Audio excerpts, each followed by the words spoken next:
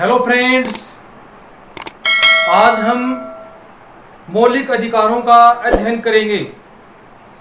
26 नवंबर 1949 को भारत का संविधान बन के तैयार हुआ तथा 26 जनवरी 1950 को भारत का संविधान लागू हुआ।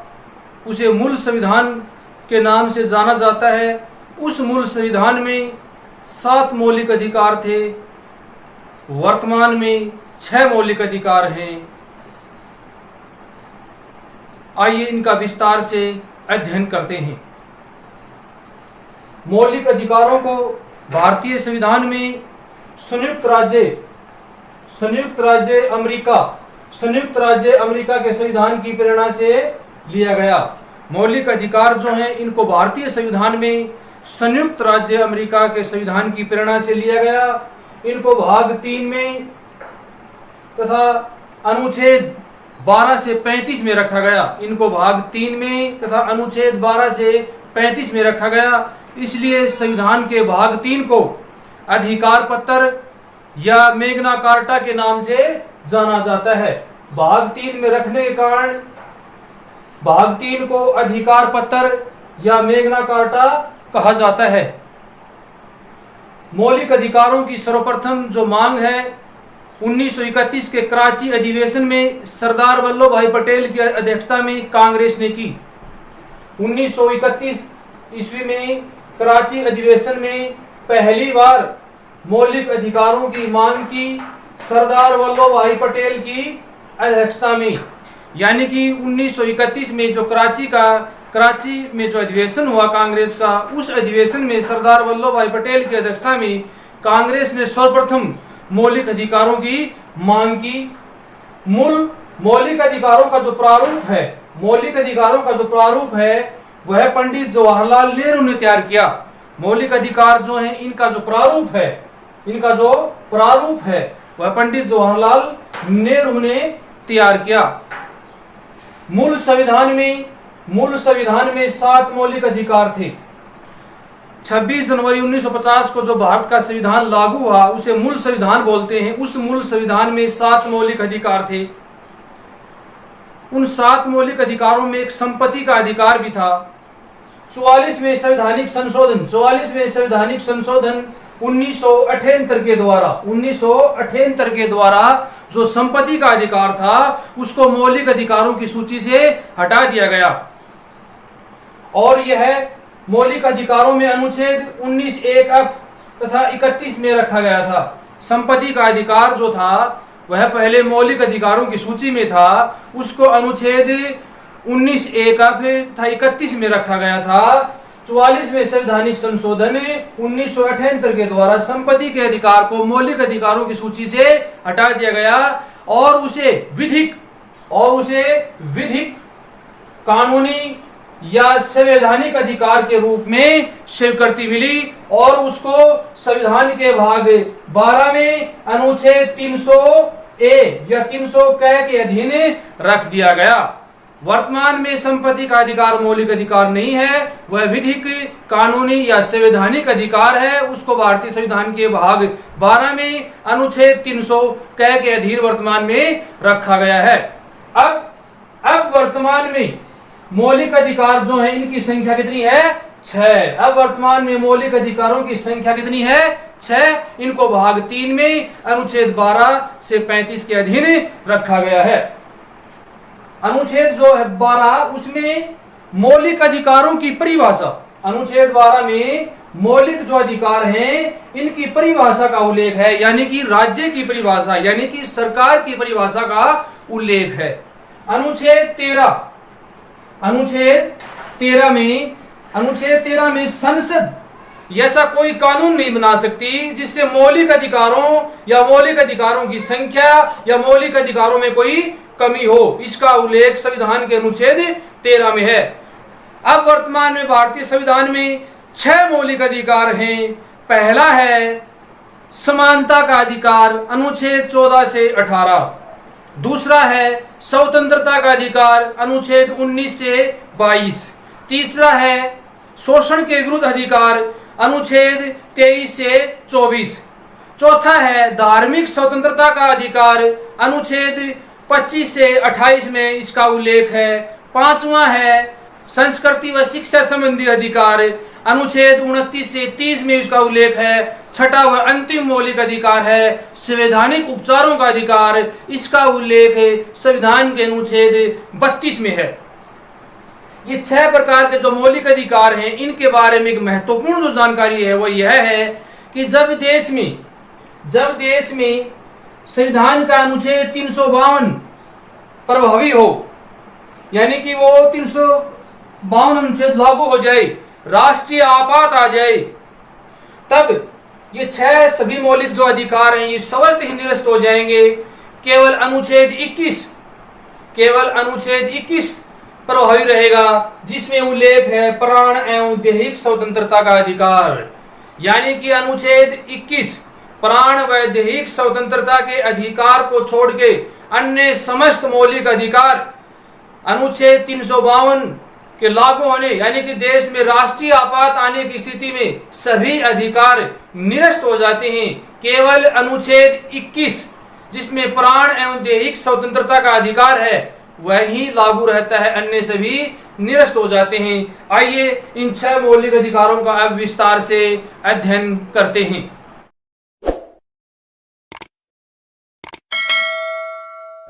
पहला मौलिक अधिकार है समानता का अधिकार, अनुच्छेद 14 से 18। अनुच्छेद 14 से 18 में इसका उल्लेख है। इसमें 5 प्रकार की इसमें समानताएं दी गई हैं। कितने प्रकार की? 5 प्रकार की समानताएं दी गई हैं। पहली जो समानता है विधि व कानून की समानता, मतलब भारत का जो कानून है, भारत की जो विधि है वह प्रत्येक व्यक्ति के लिए समान होगी। कानून प्रत्येक व्यक्ति के लिए समान होगा तथा प्रत्येक व्यक्ति को कानून जो है वो समान संरक्षण देगा। इसका उल्लेख है संविधान के अनुच्छेद 14 में। संविधान के अनुच्छेद 14 में इसका वर्णन है। दूसरी समानता है जो दी है भेदभाव का अंत। संविधान के अनुच्छेद 15 के अनुसार भेदभाव का अंत संविधान के अनुच्छेद 15 में वर्णित है कि राज्य किसी व्यक्ति विशेष के साथ या भारत के नागरिकों के साथ जाति, धर्म, लिंग, स्थान, संस्कृति, भाषा, समुदाय, वर्ग आदि के आधार पर उनके साथ भेदभाव नहीं कर सकता। यानी कि भेदभाव के अंत का उल्लेख है संविधान के अनुच्छेद 15 में। उसके बाद में है अवसर की समानता। अवसर की समानता का उल्लेख है संविधान के अनुच्छेद 16 में। अवसर की समानता का उल्लेख है संविधान के अनुच्छेद 16 में। यानी कि जो लोक नियोजन है, सरकारी जो नौकरियां हैं, उनमें प्रत्येक व्यक्ति को समान अवसर मिलेगा। प्रत्येक व्यक्ति को समान अवसर मिलेगा, अवसर की समानता होगी। इसका उल्लेख है अनुच्छेद 16 में। लेकिन इसमें अपवाद है। संविधान के अनुच्छेद 16(4) के अनुसार आरक्षण का प्रावधान कर दिया गया है। संविधान का अनुच्छेद 16(4) जो है आरक्षण के बारे में बताता है, आरक्षण के प्रावधान के बारे में बताता है, जिसमें SC, ST, OBC, अल्पसंख्यक, महिला, बंधुआ मजदूर तथा दिव्यांग आदि और अन्य इन सब को आरक्षण के प्रावधान के अंतर्गत अवसर की समानता में छूट है। इसका उल्लेख है संविधान के अनुच्छेद 16(4) में। उसके बाद में आता है अस्पृश्यता का अंत। इसका उल्लेख संविधान के अनुच्छेद 17 में है।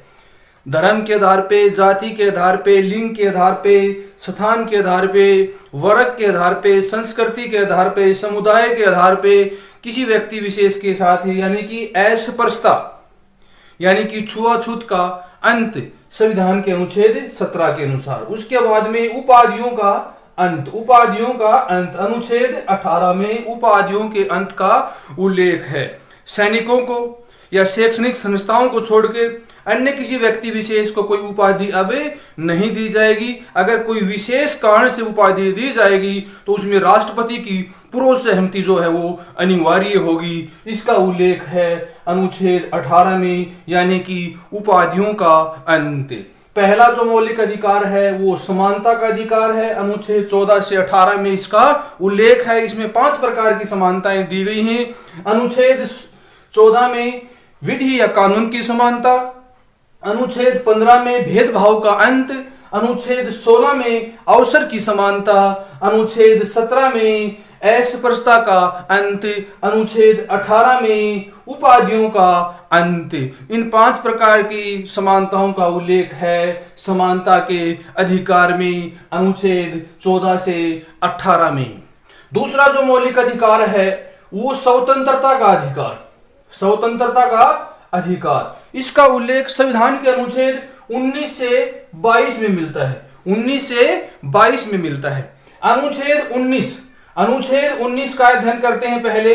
अनुच्छेद 19 में मूल संविधान में 7 प्रकार की स्वतंत्रताएं थी, लेकिन वर्तमान में 6 प्रकार की स्वतंत्रताएं इसमें हैं, 6 प्रकार की स्वतंत्रताएं इसमें हैं। संपत्ति का अधिकार जो था वो 19(1)(f) में था, उस स्वतंत्रता को हटा दिया गया है। अब उसको 300(a) या 300(क) में रख दिया गया है संविधान के भाग 12 के अंतर्गत। इस प्रकार अब इसमें अनुच्छेद 19 में 7 स्वतंत्रताओं के स्थान पे 6 प्रकार की स्वतंत्रताएं रह गई हैं। अब देखिए अनुच्छेद 19(a) में बोलने की, अभिव्यक्ति की, प्रेस की स्वतंत्रता का उल्लेख है। अनुच्छेद 19 में भारत का प्रत्येक व्यक्ति को बोलने की स्वतंत्रता है, प्रेस की स्वतंत्रता है, अपने विचार अभिव्यक्ति रखने की स्वतंत्रता है अनुच्छेद 19(a) में। अनुच्छेद 19(b) शांतिपूर्वक सम्मेलन की स्वतंत्रता। भारत का कोई भी व्यक्ति, कोई भी समुदाय शांतिपूर्वक सम्मेलन कर सकता है, इसको इस प्रकार की स्वतंत्रता है संविधान के अनुच्छेद 19(b) के अंतर्गत। अनुच्छेद 19(c) संघ बनाने की स्वतंत्रता, यानी कि संघ, समुदाय, सहकारी समितियां बनाने की स्वतंत्रता का उल्लेख संविधान के अनुच्छेद 19(c) में है। उसके बाद में 19(d) घूमने की, फिरने की, आवागमन की स्वतंत्रता। भारत के प्रत्येक नागरिक को भारत के किसी भी क्षेत्र में घूमने की, आवागमन की स्वतंत्रता है, इसका उल्लेख है संविधान के अनुच्छेद 19(d) में। 19(e) देश के किसी भी क्षेत्र में निवास बसने की स्वतंत्रता। भारत के प्रत्येक व्यक्ति को देश के किसी भी क्षेत्र में निवास करने की स्थायी रूप से या बसने की उसको वहां स्वतंत्रता है, इसका उल्लेख है अनुच्छेद 19(e) में। अनुच्छेद 19(f) 44वां संवैधानिक संशोधन 1978 के द्वारा इसको निरस्त कर दिया गया था।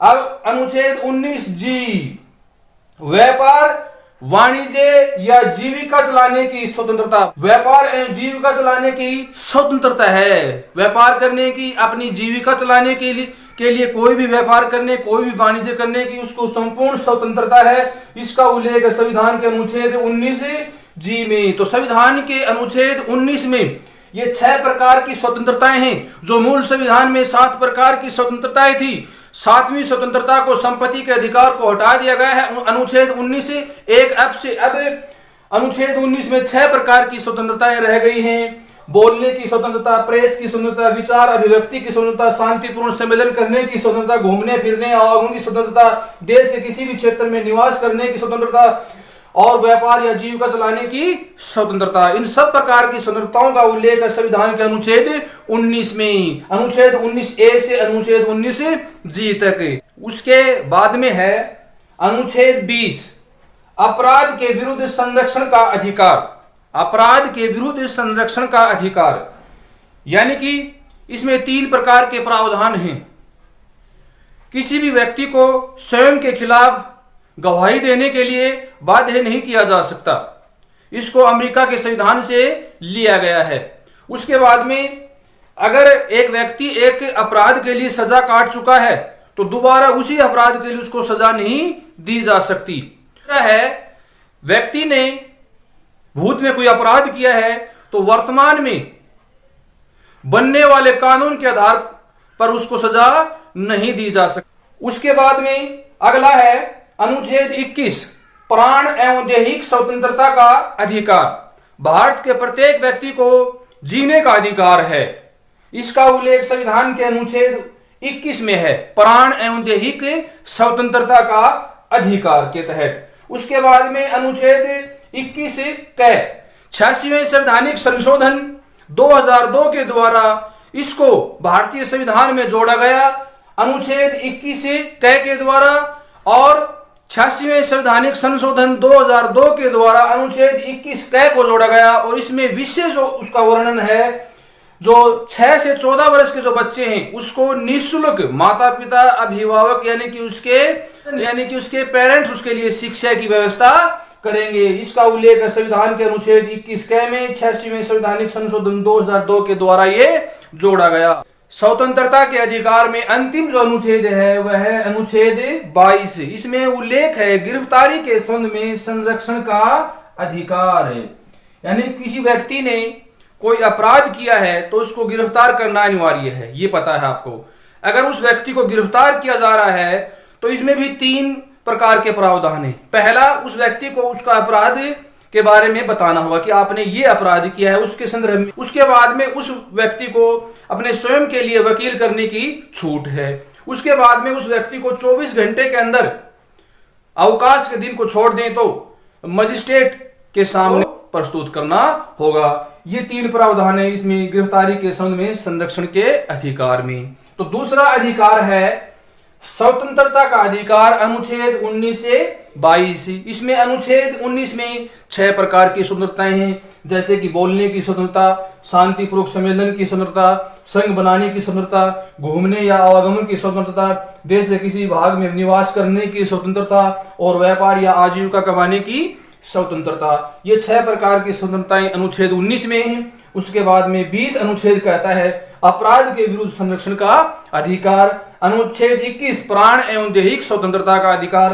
अनुच्छेद 21 क को 86वें संवैधानिक संशोधन 2002 के द्वारा जोड़ा गया। इसमें 6 से 14 वर्ष के बच्चों के लिए निःशुल्क शिक्षा की व्यवस्था करेंगे उसके परिवार वाले व गुरुजन। उसके बाद में जो है गिरफ्तारी के संबंध में संरक्षण का उल्लेख अनुच्छेद 22 में। तीसरा मौलिक अधिकार है शोषण के विरुद्ध अधिकार। शोषण के विरुद्ध अधिकार। तीसरा मौलिक अधिकार है शोषण के विरुद्ध अधिकार। अनुच्छेद 23 से 24 में इसको रखा गया है। शोषण के विरुद्ध अधिकार से आशय है कि हम किसी व्यक्ति विशेष का शोषण नहीं कर सकते, चाहे वो उसके धर्म के आधार पे हो, उसके अंतकरण के आधार पे हो, उसके जन्म कर्म के आधार पे हो, उसकी आयु के आधार पे हो, गरीबी अमीरी के आधार पे हो, किसी व्यक्ति का शोषण नहीं किया जा सकता। इसका उल्लेख है संविधान के अनुच्छेद 23 व 24 में। तो आइए शोषण के विरुद्ध अधिकार का अध्ययन करते हैं। अनुच्छेद 23 में मानव दुर्व्यापार, बेगारी प्रथा, बलात्श्रम, बंधुआ मजदूरी का अंत। संविधान का अनुच्छेद 23 कहता है कि जो बेगारी प्रथा है, बंधुआ मजदूरी है, बलात्श्रम है या मानव दुर्व्यापार है, इन सब का अंत, इन सब का निषेध। संविधान के अनुच्छेद 23 के अनुसार मानव दुर्व्यापार, बलात्श्रम, बेगारी प्रथा, बंधुआ मजदूरी आदि का अंत या इनका निषेध। संविधान का अनुच्छेद 24 बताता है बाल श्रम का अंत, बाल श्रम निषेध। वह बच्चे जो 14 वर्ष की आयु से नीचे हैं उनको हम किसी खतरनाक उद्योग, कारखानों आदि में कार्य पर नहीं लगा सकते या कार्य पर नहीं भेज सकते। इसका अंत किया गया है बाल श्रम निषेध कानून के तहत। संविधान के अनुच्छेद 24 में इसका वर्णन है। उसके बाद में 4 नंबर का जो मौलिक अधिकार है वह है धार्मिक स्वतंत्रता का अधिकार। धार्मिक स्वतंत्रता का अधिकार, इसका उल्लेख संविधान के अनुच्छेद 25 से 28 में है। संविधान के अनुच्छेद 25 से 28 में धार्मिक स्वतंत्रता के अधिकार का उल्लेख है, वर्णन है। अनुच्छेद 25 में अंतकरण की स्वतंत्रता, अंतकरण की स्वतंत्रता अर्थात कोई व्यक्ति किसी भी धर्म को अपना सकता है, किसी भी धर्म का प्रचार प्रसार कर सकता है, किसी भी धर्म से जुड़ सकता है, उसको अंतकरण की स्वतंत्रता है। इसका उल्लेख है अनुच्छेद 26। संविधान का अनुच्छेद 26 बताता है कि धार्मिक कार्यों के प्रबंधन की स्वतंत्रता। कोई व्यक्ति अपनी धार्मिक संस्थाओं, धार्मिक संपत्ति के प्रबंधन की उसको स्वतंत्रता है। इसका उल्लेख है संविधान के अनुच्छेद 26 में। अनुच्छेद 27 धार्मिक कर की बाध्यता नहीं। जो धार्मिक कार्य हैं, धार्मिक प्रशासनिक सुधार हैं, उन पर जो खर्च है वो क्या है, कर मुक्त है। इसका उल्लेख है संविधान के अनुच्छेद 27 पर।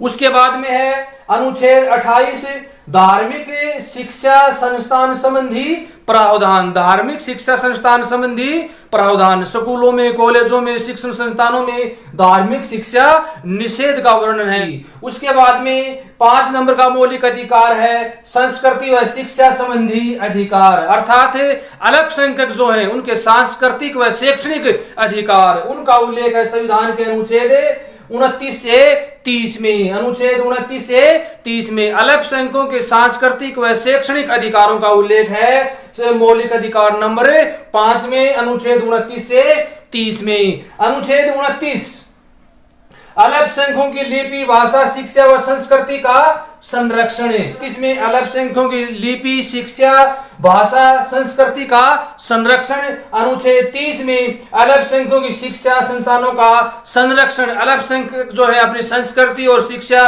के लिए अलग से शिक्षण संस्थानों की स्थापना कर सकते हैं। सरकार उनको अनुदान देने में किसी प्रकार का कोई भेदभाव नहीं करेगी। तो यह था 5 नंबर का मौलिक अधिकार। छठा व अंतिम मौलिक अधिकार है संवैधानिक उपचारों का अधिकार। इसका उल्लेख है संविधान के अनुच्छेद 32 में। संविधान के अनुच्छेद 32 में संवैधानिक उपचारों का अधिकार उल्लेख है संविधान के अनुच्छेद 32 में। अगर किसी व्यक्ति को यह लगे कि उसको मिलने वाले मौलिक अधिकार जो हैं उनका हनन हो रहा है, उसको मौलिक अधिकार नहीं मिल रहे, तो वह व्यक्ति सीधा सर्वोच्च न्यायालय या उच्च न्यायालय में अपील कर सकता है संवैधानिक उपचारों के अधिकार के तहत। जैसे किसी व्यक्ति को लगे कि उसको मौलिक अधिकार नहीं मिल रहे, तो संविधान के तरीके से, विधि के तरीके से, कानून के तरीके से उनका उपचार किया जाएगा। इसी के कारण इसका नाम पड़ा है संवैधानिक उपचारों का अधिकार और उल्लेख है संविधान के अनुच्छेद 32 में। इसके बारे में जो महत्वपूर्ण तथ्य हैं आइए उनका अध्ययन करते हैं। संवैधानिक उपचारों के अधिकार अनुच्छेद 32 को डॉक्टर भीमराव अंबेडकर ने संविधान की आत्मा कहा। संविधान की आत्मा कहा। संविधान के निर्माता के नाम से डॉक्टर भीमराव अंबेडकर को जाना जाता है, उन्हें संविधान का जनक कहा जाता है। डॉक्टर भीमराव अंबेडकर ने संविधान के अनुच्छेद 32 को तथा उसमें वर्णित संवैधानिक उपचारों के अधिकार को संविधान की आत्मा कहा। संविधान की आत्मा कहा। अगर किसी व्यक्ति के मूल अधिकारों का हनन हो रहा है तो एक ऐसी समुचित प्रक्रिया के द्वारा वह व्यक्ति सर्वोच्च न्यायालय में आवेदन करने की प्रत्याभूति यानी कि उसको गारंटी दी गई है। अनुच्छेद 226 के तहत हाई कोर्ट, उच्च न्यायालय में भी आवेदन प्रत्याभूति गारंटी दी गई है। आत्मा कहा। संवैधानिक उपचारों का जो अधिकार है उसका उल्लेख संविधान के अनुच्छेद 32 में है। इसलिए डॉक्टर भीमराव अंबेडकर ने संविधान के अनुच्छेद 32 तथा संवैधानिक उपचारों के अधिकार को संविधान की आत्मा कहा।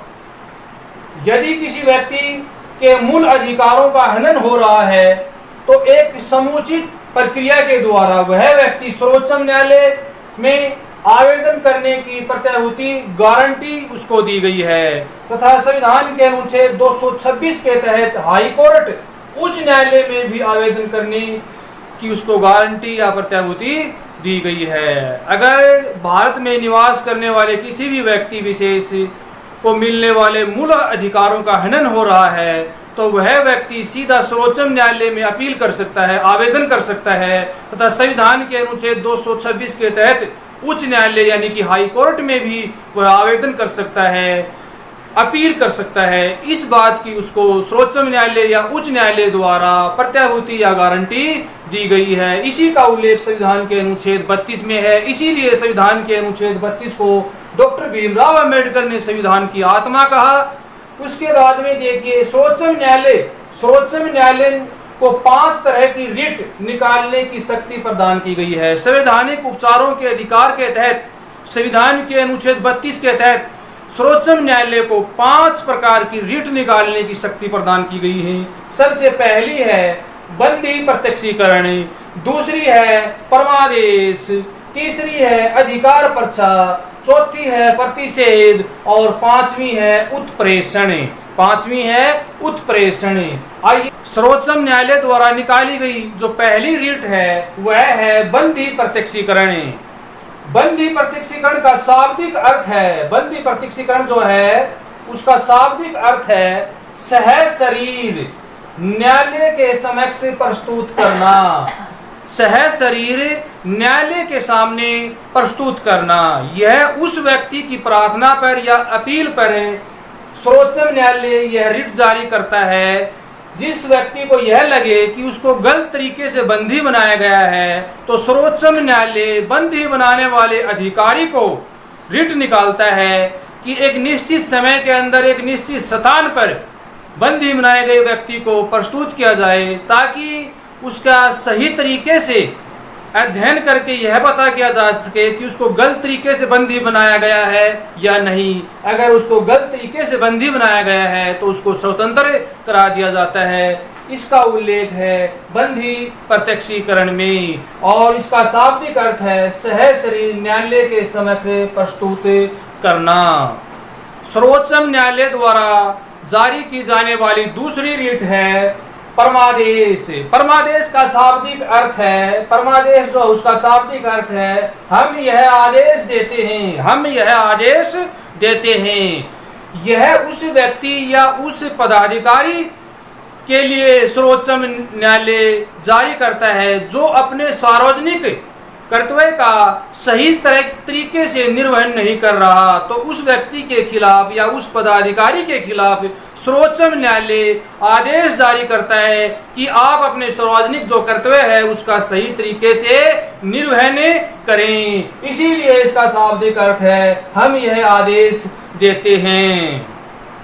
सर्वोच्च न्यायालय द्वारा जारी किया जाने वाला तीसरा जो रिट है वह है अधिकार पर्चा। इसका शाब्दिक अर्थ है किस अधिकार से सर्वोच्च न्यायालय यह अधिकार पर्चा लेख उस पदाधिकारी अधिकारी या व्यक्ति के लिए जारी करता है जिसके अधिकार क्षेत्र में वह कार्य नहीं है। अगर कोई पदाधिकारी अधिकारी अपने क्षेत्र के बाहर कोई कार्य करे, अपने कर्तव्य से बाहर कोई कार्य करे, अपने अधिकारों से कोई बाहर कार्य करे, तो सर्वोच्च न्यायालय उसके विरुद्ध अधिकार पर्चा लेख जारी करता है कि आप इस कार्य को किस अधिकार से कर रहे हैं, आपको इसका अधिकार नहीं है। इसका उल्लेख अधिकार पर्चा लेख के द्वारा सर्वोच्च न्यायालय उस अधिकारी पदाधिकारी या व्यक्ति के विरुद्ध अधिकार पर्चा लेख जारी करता है। सर्वोच्च न्यायालय द्वारा जारी किया जाने वाला चौथा